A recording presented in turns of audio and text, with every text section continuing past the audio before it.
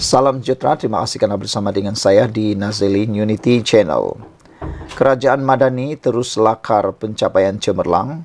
Ekonomi Malaysia dijangka atasi anggaran awal. Wow, tahniah diucapkan kepada kerajaan pimpinan Anwar Ibrahim yang luar biasa hebat. Penganalisis menjangkakan pertumbuhan keluaran dalam negara kasar KDNK pada suku pertama 2024 yang akan diumumkan pada 17 Mei ini mengatasi anggaran awal iaitu 3.9% yang dikeluarkan oleh Jabatan Perangkaan Malaysia DOSM baru-baru ini. Rata-rata penganalisis meramalkan kadar pertumbuhan ekonomi Malaysia berkembang lebih 4.0% pada suku terbabit berbanding pertumbuhan sebanyak 3.0% pada suku keempat 2023. Jangkaan pertumbuhan yang lebih baik itu dibuat berdasarkan petunjuk output dan aktiviti sektor ekonomi utama yang positif setakat ini. Pada suku pertama 2024, indeks pengeluaran industri IPI dilihat berkembang pantas 3.3% berbanding 0.8% pada suku keempat 2023, berikutan kemajuan dalam pembuatan perlombongan dan elektrik. Ketua Ahli Ekonomi Bank Muamalat Malaysia Berhad, Dr. Muhammad Afzanizam Abdul Rashid berkata, pihaknya menjangkakan pertumbuhan KDNK suku pertama tahun ini adalah pada paras 4.0% disokong perbelanjaan swasta. Beliau berkata pasaran buruh yang kekal stabil dengan kadar pengangguran yang rendah 3.3% bermakna ramai rakyat Malaysia yang mempunyai pekerjaan dan menerima pendapatan. Data seperti perdagangan runcit terus meningkat sebanyak 7.1% kepada RM62.8 bilion pada Mac, berbanding pertumbuhan 5.8% pada bulan yang sebelumnya. Selain itu, sektor luaran juga dijangka membantu dengan sektor pembuatan telah pun mencatatkan pertumbuhan positif sebanyak 2.1% pada suku pertama setelah berada di paras negatif bagi suku keempat dan ketiga pada tahun 2023 berdasarkan pecahan data IPI, katanya lapor berita harian. Dalam masa sama, Muhammad Afzanizam berkata, sektor lain seperti pembinaan, pertanian dan perlombongan juga mencatatkan bacaan yang baik pada suku pertama. Menurutnya, jumlah kerja yang disiapkan bagi sektor pembinaan meningkat sebanyak 14.2% pada suku pertama berbanding 6.8% pada suku keempat tahun 2023. Katanya lagi, pengeluaran minyak sawit mentah MSM meningkat 3.4% pada suku pertama, manakala sektor pertumbuhan sektor perlombongan meningkat 5.9% berbanding 3.7% sebelum ini. Saudara-saudara sekalian, dengan pencapaian luar biasa ini dijangka kerajaan akan tetap bertahan sehingga sekurang-kurangnya 5 penggal lagi parlimen. Sekian dulu untuk kali ini. Jangan lupa tinggalkan komen anda, tekan butang subscribe. Kita jumpa lagi. Bye-bye. Salam sejahtera, terima kasih kerana bersama dengan saya di Nazilin Unity Channel. Selepas ini, isu 3R tak boleh main sudah. Timbalan Perdana Menteri dedah intipati MOU untuk Perikatan Nasional. Dengan kata lain, selepas ini, habislah modal untuk berkempen Perikatan Nasional. Timbalan Perdana Menteri Datuk Seri Fadilah Yusof hari ini mendedahkan beberapa intipati daripada dalam memorandum persefahaman MOU yang perlu ditandatangani pembangkang sebelum kerajaan menyalurkan peruntukan kepada blok itu. Walaupun tidak banyak yang dikongsikan, namun syarat paling yang dinantikan semua pihak adalah larangan menggunakan isu 3R iaitu agama, kaum dan raja.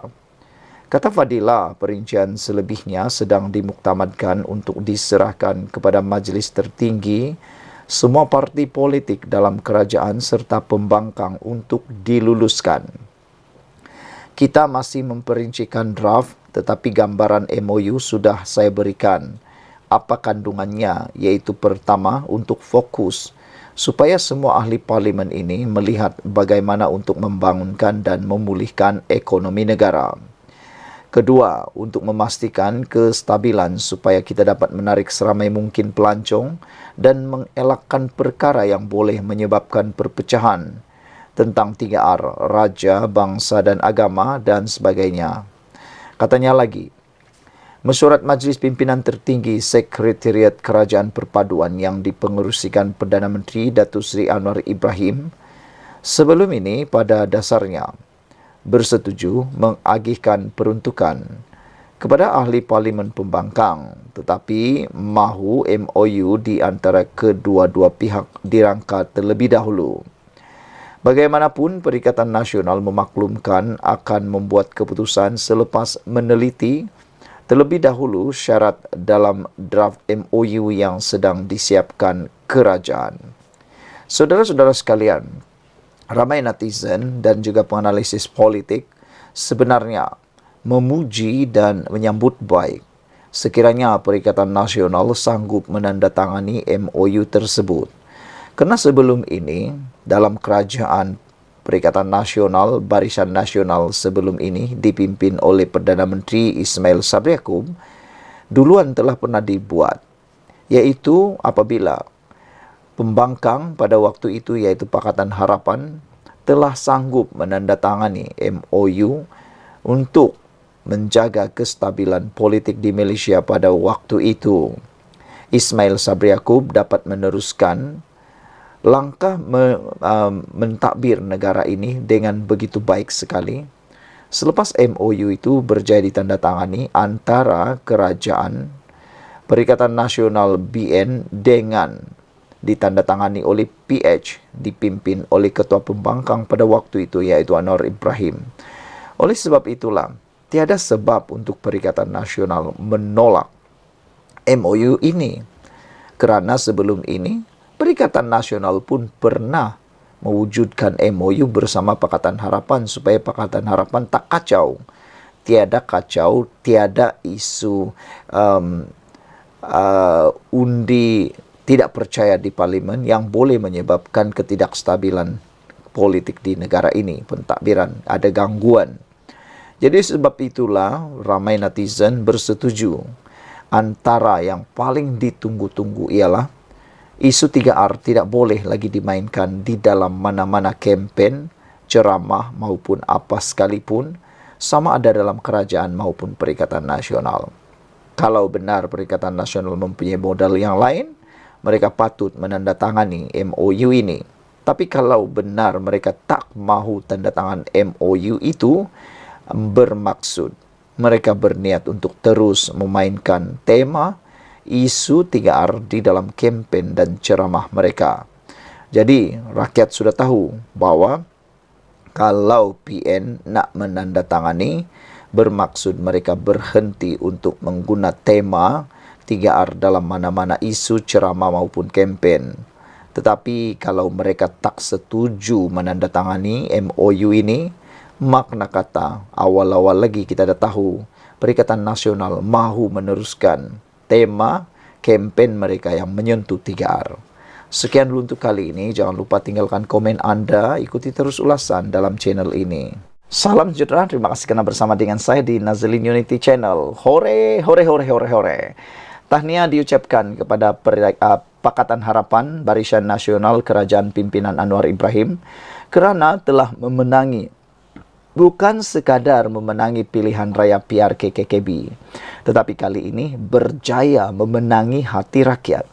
Jauh lebih besar daripada kemenangan kerusi Dewan Undangan Negeri PRK DUN, Dewan Undangan Negeri Kuala Kubu Baharu.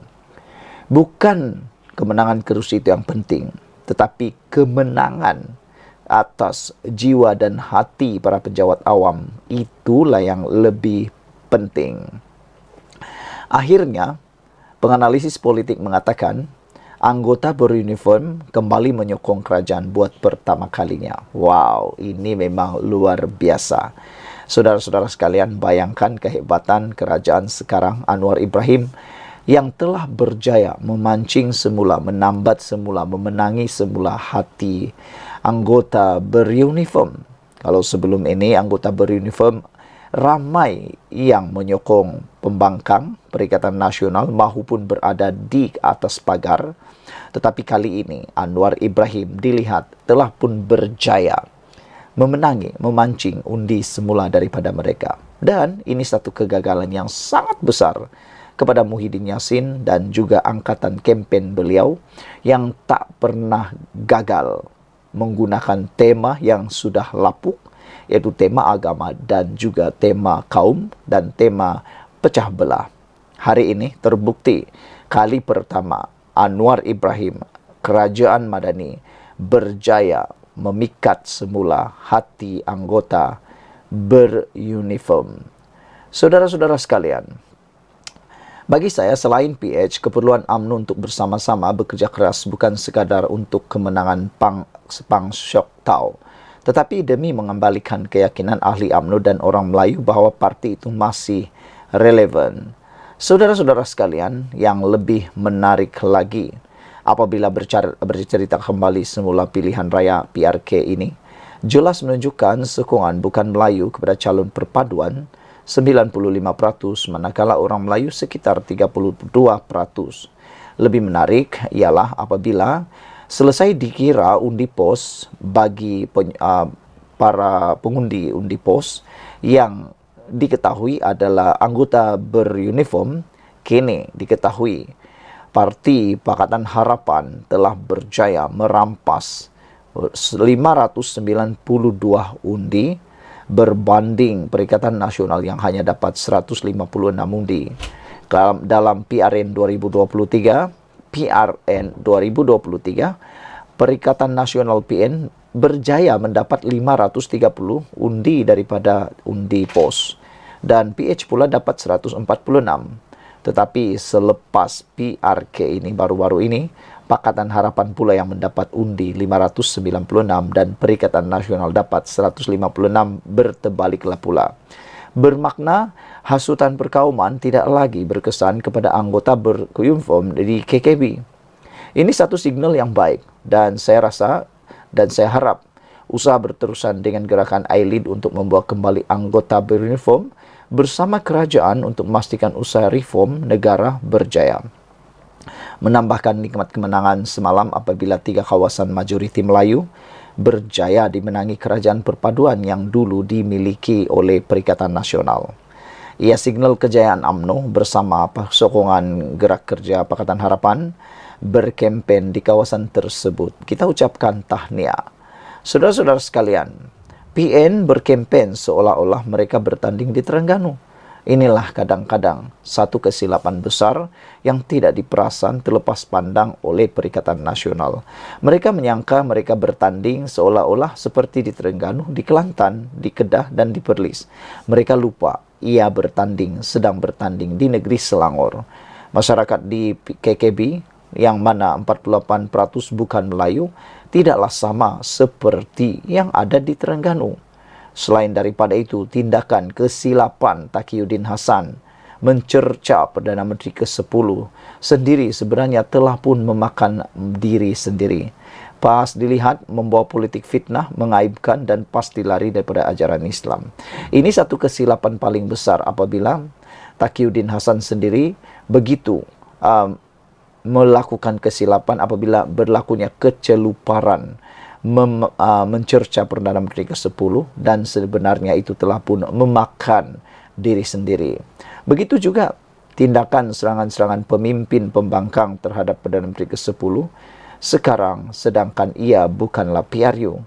Mereka silap membezakan pilihan rakyat kecil dengan PRU. Pilihan rakyat kecil ini sepatutnya mereka menggunakan serangan terhadap Menteri Besar Selangor kerana ia adalah soal takbir urus negeri.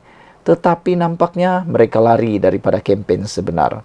Mereka memang buta tuli apabila mereka berkempen dalam konteks pilihan raya PRU, bukan PRK.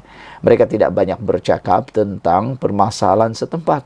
Mereka tidak bercakap ramai banyak tentang rakyat Melayu yang ada di KKB, yang mana ianya perlu bercakap tentang permasalahan setempat.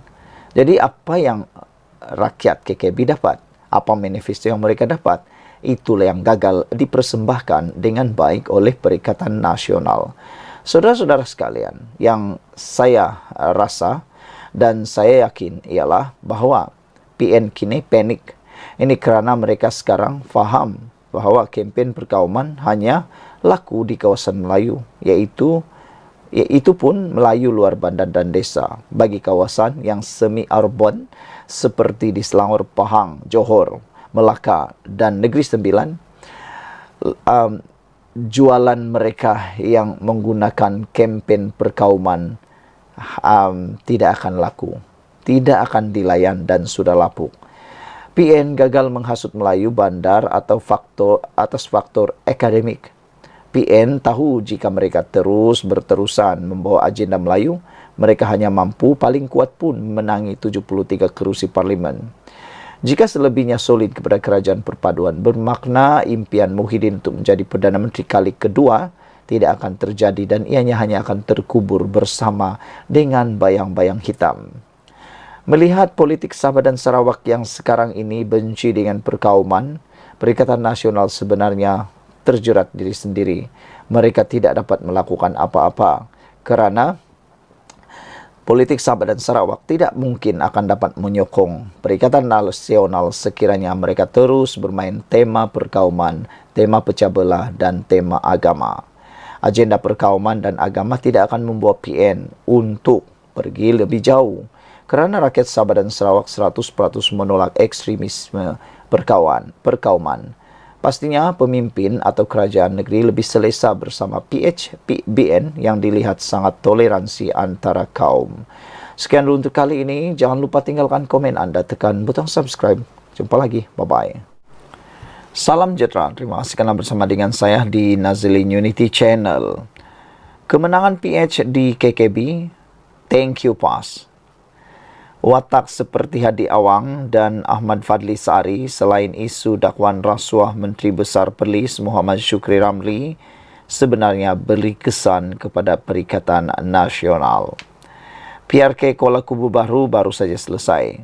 Perikatan Nasional PN menunjukkan prestasi hebat kerana meraih 10,000 undi.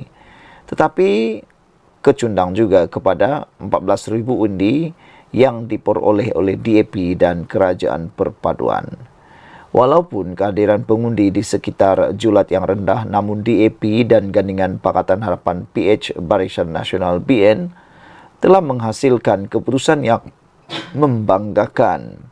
Syabas kepada bekas pelajar sekolah vernacular Pang Sok Tau yang bertungkus lumus meredah panas dan hujan, berkempen dan bersuai kenal masyarakat setempat. Soalnya, kenapa Perikatan Nasional tewas? Saya akan memberi analisis saya sendiri.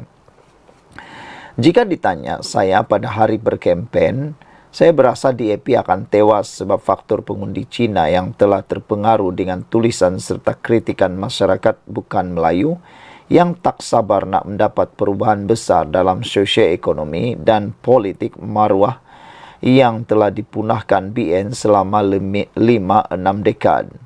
Saya kira pengundi Cina akan memberi protes melalui tidak menghadirkan diri dan dikatakan pengundi India pula akan membalas dendam. Apa yang mengubah pendirian kaum Cina dan India? Saya kira PH UMNO perlu berterima kasih kepada PAS terhadap 3 perkara. Pertama, Ahli Parlimen Pasir Mas Ahmad Fadli Sari telah mengungkit isu pendidikan vernacular Pang. PAS melalui Fadli seolah-olah mahu bermain isu perkauman, walaupun telah diamarankan bahawa isu 3R, Raja, Agama dan Kaum akan diambil tindakan keras. Apabila saya membaca tentang berita bagaimana Fadli memandai-mandai nak bawa isu perkauman, saya tersenyum lebar. Bagi saya, tindakan politik ini adalah tindakan paling bodoh dan bangang sekali. Tidakkah PAS tahu yang di kawasan penduduk Cina yang besar bahawa isu pendidikan Cina adalah isu yang dekat di hati kaum tersebut? Jelas Fadli seperti kata pepatah, sepandai-pandai tupai melompat, ke tanah juga rebah akhirnya. Thank you Fadli. Perkara kedua adalah Perikatan Nasional membawa ekstremis terbesar Malaysia Hadi Awang. Saya fikir beliau tidak hadir, tetapi beliau hadir juga untuk membawa naratif ekstremis DAP sebagai hantu kepada Melayu.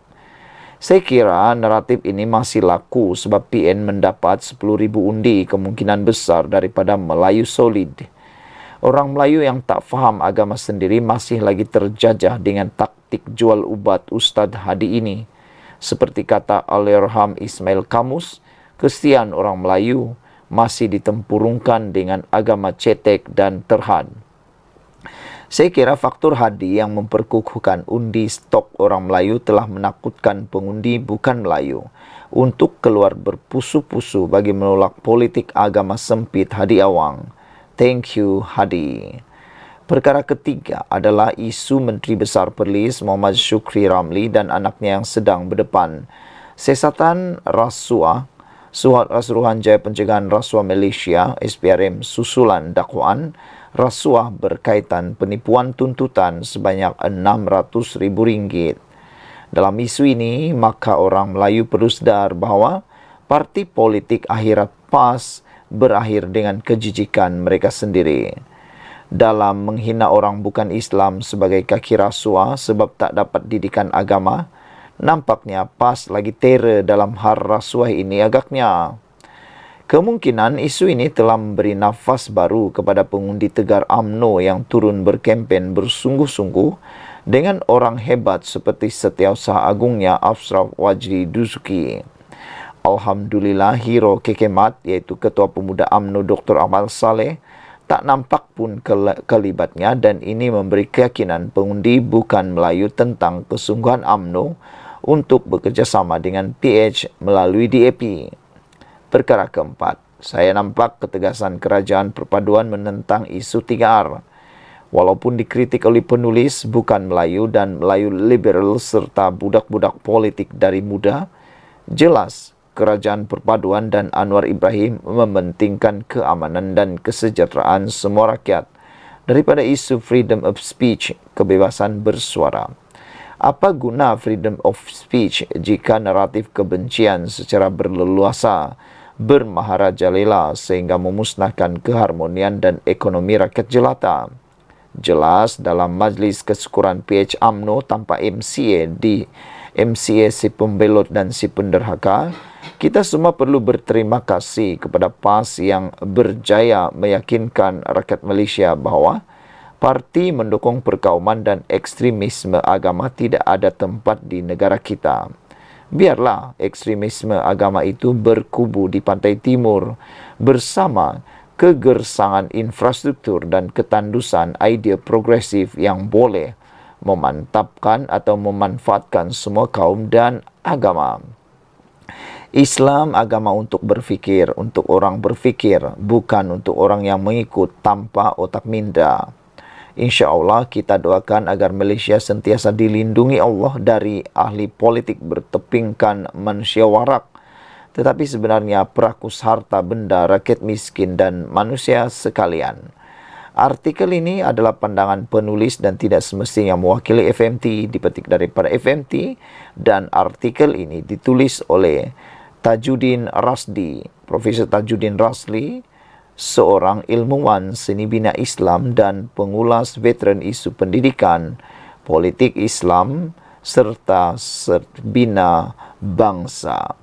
Saudara-saudara sekalian, apapun pendapat anda, pandangan anda tentang isu tentang kali ini, saya sangat tertarik dengan ulasan daripada Profesor Tajuddin Rasdi ini, bahawa ada kemungkinan, besar kemungkinan kemenangan PH di KKB berpunca daripada kesilapan PAS sendiri. Bukan kerana orang lain, jangan salahkan orang lain, semuanya adalah kerana salah daripada PAS sendiri.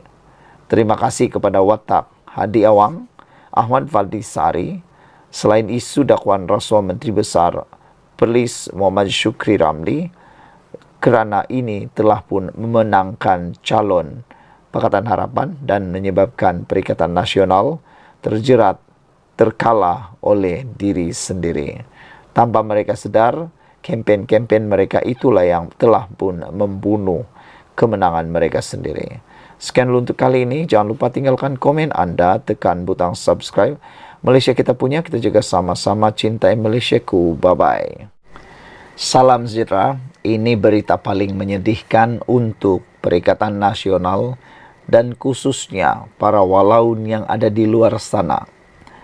Taktik Anda untuk menjual kempen, menjual isu naratif konon kerajaan gagal, sebenarnya sudah tidak laku lagi.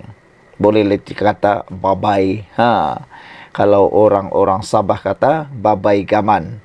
Tiada guna lagi Anda menjual naratif kerajaan gagal. Kerana pada waktu ini kita lihat kerajaan bukan gagal, tapi makin hari makin mantap. Anwar Ibrahim dijangka dalam masa 5 tahun ini, 3 tahun lagi, barulah selesai penggal Anwar Ibrahim. Nampaknya Anwar Ibrahim sedang perform, melaksanakan tugas dengan luar biasa, menyebabkan kemajuan yang luar biasa, pendapatan kekayaan yang luar biasa, penaikan pendapatan negara yang luar biasa, pelaburan yang luar biasa. Dia sangat perform. Jadi itu sebab itulah kempen menjual naratif kerajaan gagal tidak laku di KKB. Serangan berterusan pembangkang memburukkan kerajaan, gagal pesongkan pengundi untuk kali sokongan. Ini satu dapatan yang luar biasa. Gendang perang dalam PRK Kuala Kubu Baru dimulakan Muhyiddin Yassin yang melaungkan 110% yakin Perikatan Nasional akan merampas kerusi Dewan Undangan Negeri itu. Namun demikian agak memalukan kerana laungan 110% Muhyiddin itu akhirnya makan diri dan hanya memalukan diri sendiri, terpalik dan sebagainya. Alasan pengerusi PN ialah kerajaan perpaduan pimpinan Anwar Ibrahim yang didakwanya sudah gagal sejak ambil alih pentadbiran Putrajaya pasca PRU 15 pada November 2022, kehabisan modal untuk memikat hati pengundi. Sebenarnya apa yang berlaku ialah Perikatan Nasional lah yang sebenarnya kehilangan modal, kehabisan modal untuk memikat para pengundi. Dan yang gagal Perdana Menteri itu bukan Anwar Ibrahim, tetapi seringkali netizen dan penganalisis politik menyebut sebagai orang yang terkenal sebagai Perdana Menteri gagal dan satu-satunya Perdana Menteri yang meletakkan jawatan ialah Muhyiddin Yassin. Belum pernah ada di Malaysia ini Perdana Menteri yang meletakkan jawatan kerana kehilangan sokongan di Dewan Rakyat. Hanya Muhyiddin Yassin dan Mahathir Mohamad. Apa yang tidak jadi modal? Apa yang tidak jadi modal serangannya? Daripada isu subsidi, kos sara hidup, kenaikan harga barang, isu pendidikan, sehingga kepada infrastruktur. Semuanya dijadikan bahan utama kempen bagi membuktikan bahawa kerajaan Madani tidak berupaya menyelesaikan masalah berkenaan. Juga hujahnya itu untuk menangkis telahan Presiden UMNO Zahid Hamidi yang lebih dahulu menyatakan yakin 100%. Itu bagaimanapun ditolak Muhyiddin sebagai berdasarkan keputusan calon dalam PRN 12 Ogos lalu, berbeza dengan PRK yang dikatakannya berlangsung dalam situasi baru. Mungkin apa yang dimaksudkannya ialah ikatan UMNO dan DAP dalam kerajaan perpaduan semakin ditolak pengundi Melayu. Tetapi nampaknya itu tidak berlaku. Menamakan calon Melayu mewakili Perikatan Nasional, Presiden Bersatu yakin pilihan berkenan dibuat pada masa sesuai dengan berlatar belakangkan peratusan seimbang pengundi antara Melayu 49.3% dan bukan Melayu 50.6%. 30,6% Cina dan 17,9% India serta 2,1% lain-lain termasuk orang asli. Andai dicongak kasar, jika pengundi Melayu keluar lebih 80%, kita menang, kata Muhyiddin. Penganalisis sebenarnya mengandaikan pilihan PN mengetengahkan calon Melayu menimbulkan dilema buat penyokong UMNO. Pengundi Melayu yang dikatakan berpecah belah antara PN dan Barisan Nasional BN turut didakwa bersatu di belakang Khairul Azhari Saud selaku calon Melayu PN berdepan Pang Syok Tau daripada DAP. Turut bertanding ialah Hafizah Zainuddin Parti Rakyat Malaysia dan Nyau Kezen Bebas. Menyasarkan untuk memanfaatkan ketidaktentuan undi Melayu itu, 2 minggu kempen PN lebih berkisar kepada memburuk-burukkan Pakatan Harapan PH daripada menabur janji apa yang ia sendiri mampu tawarkan kepada pengundi. Ini mendorong Menteri Besar Amiruddin Syari mengecam kempen manipulatif pembangkang dengan mendakwa situasi rakyat lebih buruk ketika bawah pentadbiran PN dan Muhyiddin. Pembangkang dawanya turut memanipulasi pelbagai inisiatif kerajaan persekutuan dan kerajaan negeri termasuk usaha membasmi miskin tegar. Harga barang itulah tema kempen mereka, tetapi mereka berasa tidak perlu untuk melihat pada harga ketika pemerintahan mereka atau adakah bekalan makanan cukup ketika itu. Sekiranya sebarang cerminan dibuat, PN tidak akan terlalu cepat bercakap mengenai harga barang, katanya.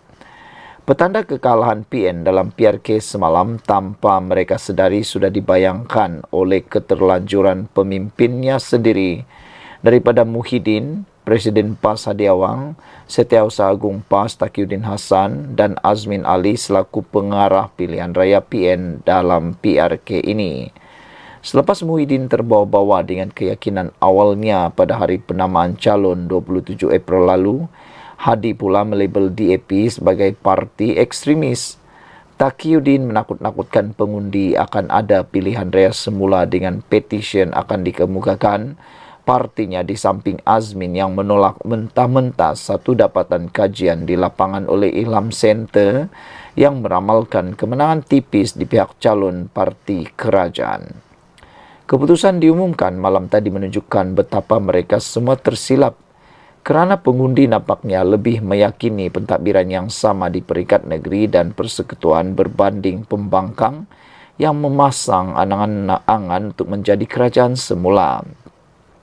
Kemenangan diharap-harapkan Muhyiddin untuk diwar-warkan sebagai pungutan suara penolakan kerajaan turut lenyap. Di sebalik sepatutnya akur bahawa PN memerlukan lebih daripada kebergantungan kepada undi Melayu untuk meraih kemenangan, Hadi yang tampil dengan ceramah grand finally pada Khamis harus menutup peluang untuk mendapat undi Cina. Gesaannya kepada pengundi ialah supaya menolak calon PH daripada DAP yang didakwanya mengamalkan pendekatan ekstremis selain mau merampas kuasa politik secara halus dan licik sehingga boleh menyebabkan kekacauan dalam negara. Hadi mungkin terlupa Kuala Kubu Baharu dikuasai DAP sejak PRU 13 pada 2013. Menegurnya supaya jangan munafik politik, Ketua Penerangan UMNO Azalina Othman Said turut mengingatkan Hadi bahawa PAS dan DAP pernah bekerjasama bawah Barisan Alternatif dan Pakatan Rakyat sebelum kedua-duanya memutuskan hubungan pada 2015. Dulu boleh kerjasama dengan DAP, sekarang tak boleh. Dulu sayang, sekarang tak sayang. Tak bolehlah begitu, katanya. Sama juga kritikannya terhadap Taqiyuddin yang menyatakan selepas pelancaran manifesto calon PN Isnin lalu bahawa pihaknya mahu mengemukakan petisyen pilihan raya sekiranya PH memenangi PRK Kuala Kubu Baharu seolah-olah seperti tahu bahawa mereka akan kalah. Ini selepas Taqiyuddin mendakwa mempunyai bukti berlaku penyaluran yang disifatkannya sebagai rasuah selain penyalahgunaan jentera kerajaan dalam PRK ini.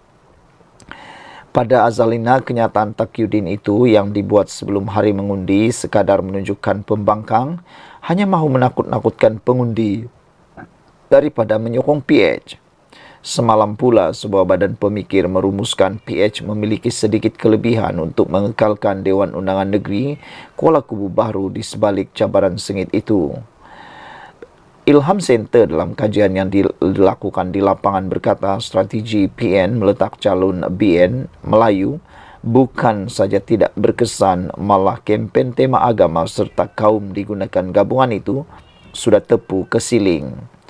Kajian itu turut mendapati hubungan UMNO PH semakin serasi yang secara langsung meyakinkan pengundi putih untuk bersama menyokong calon perpaduan kali ini. Pemimpin UMNO pula hanya mengurus ahli mereka agar menerima semangat kerajaan perpaduan dan kelangsungan parti itu dengan kerajaan demi kebaikan masa hadapan. Sebilangan ahli UMNO yang protes dalam pilihan raya juga mulai kembali menerima hakikat UMNO bersama PH kerana tiada apa-apa kelebihan bersama pembangkang di Selangor. Apa kata Azmin? Tinjauan parti itu sendiri yang menerima banyak laporan risikan mendapati sambutan pengundi terhadap calon PN sangat positif dan ia mempunyai peluang baik untuk memenangi PRK itu. Secara umumnya, sambutan cukup positif daripada rakyat KKB. Semalam, kita lihat bagaimana sambutan masyarakat India yang cukup baik menyambut kedatangan pengerusi PN Muhyiddin Yassin dan mereka mendengar sendiri penjelasan dasar-dasar PN, kata Azmin Ali. Kepada Muhyiddin, Hadi, Taqiyuddin dan Azmin, dengarlah jawapan Setiausaha Agung PKR Saifuddin Nasution Ismail selepas kemenangan PAN malam tadi. Kempen PHBN dan Kerajaan Perpaduan ialah penyelesaian kepada masalah rakyat. Kempen PN pula tiada isi dan terus dengan taktik usang 3R. Isu kaum, agama dan institusi diraja. Suka atau tidak, PN perlu terima usaha mereka untuk terus menjajah cerita kerajaan gagal ternyata sudah tidak laku lagi. Sekian dulu untuk kali ini. Jangan lupa tinggalkan komen Anda, tekan butang subscribe. Kita jumpa lagi.